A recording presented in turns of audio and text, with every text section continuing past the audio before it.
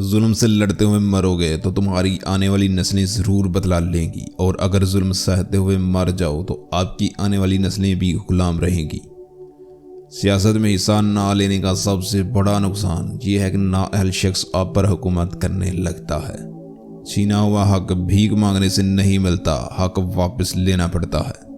جو لوگ تاریخ کو بھول جاتے ہیں وہ تاریخ نہیں بنا سکتے۔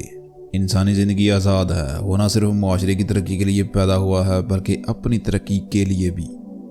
مجھے وہ مذہب پسند ہے جو آزادی، مساوات اور بھائی چارے کا درس دیتا ہے۔ جو اپنے دکھوں سے چھٹکارا حاصل کرنا چاہتے ہیں اسے لڑنا پڑتا ہے، اور جو لڑنا چاہتا ہے اس سے پہلے اچھی طرح پڑھنا ہوگا، کیونکہ اگر تم بغیر تعلیم لڑنے کے لیے جاؤ تو تمہاری شکست یقینی ہے۔ معاشرے میں ناخواندہ لوگ ہیں، یہ ہمارے معاشرے کا مسئلہ نہیں ہے، لیکن جب معاشرے کو پڑھے لکھے لوگ بھی غلط باتوں کا ساتھ دینے لگتے ہیں اور اپنی ذہانت کا استعمال کرتے ہوئے غلط کو صحیح دکھانے لگتے ہیں تو یہ ہمارے معاشرے کا مسئلہ ہے۔ ایسے ساری دنیا میں غریب وہ ہے جو پڑھا لکھا نہیں ہے، اس لیے چاہے آدھی روٹی کھائیں لیکن اپنے بچوں کو ضرور پڑھائیں۔ اگر ہم نے اپنے پیروں پر کھڑا ہونا ہے، اپنے حقوق کی جنگ لڑنی ہے تو اپنی طاقت کو پہچانیں، کیونکہ اقتدار اور وقار جدوجہد سے ہی حاصل ہوتا ہے۔ اگر آپ دماغ سے آزاد ہیں تو پھر آپ واقعی آزاد ہیں۔ اگر ایک جدید ترقی یافتہ پاکستان چاہتے ہیں تو تمام صاحب کو متحد ہونا ہوگا۔ جو جھک سکتا ہے وہ جھکا بھی سکتا ہے۔ میں سیاسی لذت لینے نہیں بلکہ اپنے مظلوم بھائیوں کو حقوق دلانے آیا ہوں۔ ہم شروع سے آخر تک پاکستانی ہیں۔ بڑی مشکل سے اس کارواں کو اس مقام تک پہنچایا ہے۔ اگر میرے لوگ، میرے جرنیل اس کارواں کو آگے نہیں لے جا سکتے تو اسے پیچھے بھی نہ جانے دیں۔ طبقاتی معاشرہ بنانے سے پہلے معاشرے کو ذات پات سے پاک ہونا چاہیے۔ انسان فانی ہے، اس طرح خیالات بھی فانی ہے۔ ایک خیال کو پھیلانے کی ضرورت ہوتی ہے جیسے پودے کو پانی کی ضرورت ہوتی ہے، ورنہ مرجھا اور مر جاتا ہے۔ جب پانی کا ایک قطرہ سمندر میں گھل مل جاتا ہے تو اپنی شناخت کھو دیتا ہے۔ اس کے برعکس انسان معاشرے میں رہتا ہے لیکن اپنی شناخت نہیں کھوتا۔ علم ہر شخص کی بنیاد ہے۔ ذہانت کی ترقی انسانی وجود کا حتمی مقصد ہونا چاہیے۔ مساوات ایک خیالی بات ہو سکتی ہے لیکن ترقی کے لیے یہ ضروری ہے۔ میں سمجھتا ہوں کہ آئین کتنا ہی اچھا کیوں نہ ہو، اگر اس پر عمل کرنے والے لوگ برے ہوں تو وہ برا ثابت ہو سکتا ہے۔ آئین کتنا ہی برا کیوں نہ ہو، اگر اس پر عمل کرنے والے اچھے ہوں تو اچھا ثابت ہو سکتا ہے۔ جو شخص اپنی موت کو ہمیشہ یاد رکھتا ہے وہ ہمیشہ اچھے کام میں لگا رہتا ہے۔ اگر مجھے لگتا ہے کہ میرے بنائے ہوئے آئین کا غلط استعمال ہو رہا ہے تو میں سب سے پہلے اسے چلاؤں گا۔ کچھ لوگوں کا خیال ہے کہ معاشرے کے لیے مذہب ضروری نہیں ہے۔ میں یہ نظریہ نہیں رکھتا۔ میں مذہب کی بنیاد کو معاشرے کی زندگی اور طرز عمل کے لیے ضروری سمجھتا ہوں۔ تعلیم ہی وہ شیرنی ہے، اس کا دودھ پینے والا گرجتا ہے۔ اچھے لگنے کے لیے نہیں بلکہ اچھے بننے کے لیے جیو۔ امن و امان جسم کی سیاست کی دعا ہے۔ جب باڈی پولیٹیکل بیمار ہو جائے تو دعا ضرور دینی چاہیے۔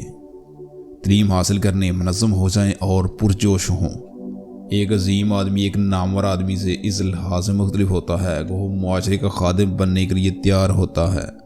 قوم پرستی کا جواب صرف اسی صورت میں لیا جا سکتا ہے جب ذات پات، عقیدہ یا رنگ و نسل کے فرق کو بھول کر لوگوں میں سماجی بھائی چارہ ہو، سب کو اعلیٰ مقام دیا جائے۔ اس دنیا میں بڑی کوششوں کے سوا کوئی چیز قیمتی نہیں ہے۔ کامیاب انقلاب کے لیے ضروری نہیں کہ بے اطمینانی ہو، ضرورت اس بات کی ہے کہ انصاف، ضرورت سیاسی اور سماجی حقوق کی اہمیت پر گہرا یقین ہو۔ ہمیں جو آزادی ملی ہے اس کے لیے ہم کیا کر رہے ہیں؟ ہمیں یہ آزادی اپنے سماجی نظام کی اصلاح کے لیے ملی ہے، جو کہ عدم مساوات، امتیازی سلوک اور دیگر چیزوں سے بھری ہوئی ہے جو ہمارے بنیادی حقوق سے متصادم ہے۔ آزادی کا مطلب ہے ہمت، اور ہمت پارٹی میں افراد کے مجموعے سے جنم لیتی ہے۔ تعلیم عورتوں کے لیے اتنی ہی ضروری ہے جتنی مردوں کے لیے۔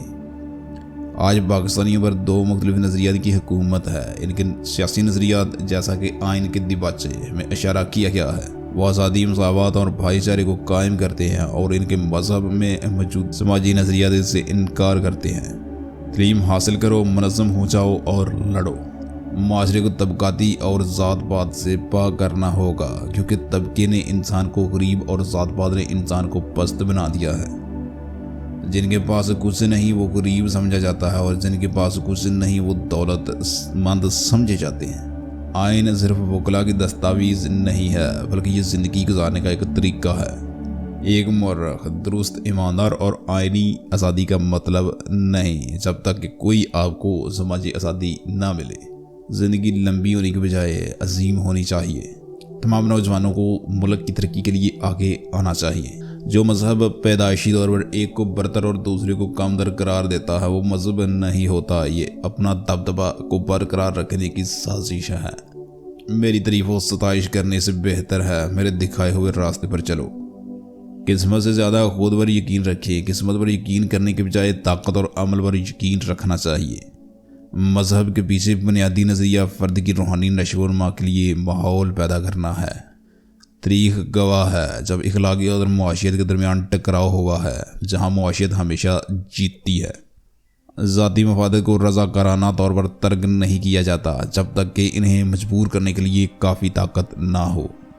डिप्रेशन इन सबसे ख़तरनाक बीमारियों में से एक है जो लोगों को मुतासर कर सकती हैं। मुल्क की तरक्की से पहले हमें अपनी ज़हानत की तरक्की की ज़रूरत है। इंसाफ हमेशा मसावत के ख्याल को जन्म देता है। मियाँ बीवी का रिश्ता करीबी दोस्तों जैसा हो